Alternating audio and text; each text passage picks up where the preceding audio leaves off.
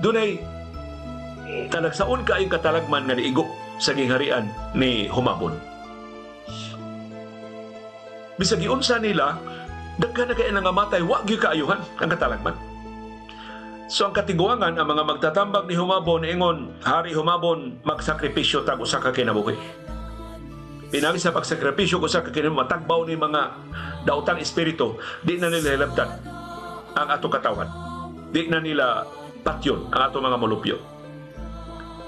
So ang problema, kinsa may ilang isakripisyo? Wa may ginikanan mo sugot isakripisyo ilang anak. Hanto di nikalit og tunga nga usa ka batang lalaki. Way nakailas batang lalaki, way mga ginikanan, way klarong Pinoyanan, niingon ako mo'y isakripisyo para maluwas ang mga subuanon. Moto, kabahin sa sakripisyo, ilang giparada ang bata. Gipahigda na ng bata, ilan na itong ihawon ng bata, is sakripisyo man. Giparada nila dito sa palasyo. Tanang mga masakiton na mga bata o mga dagko, dipakuyog sa parada.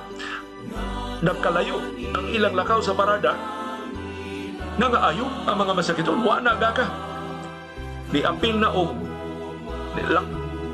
baskog na kayo ng lakaw sa prosesyon. Hangtod nga ni balik na ang prosesyon padung sa palasyo, tanaw nila, wa na mga bata. Ilang itong gipahigda ang bata atong muraba o bantawan na ilang gibalsa. Wa naman ang bata dito. Pagtanaw nila, anta na masakiton, nangaayo na. So nakumbensir sila, si Senior Santo Niño to, ang bata na ni tanyag siyang kaugalingon, pagsakripisyo para sa kaayuhan sa tanang mga masakiton.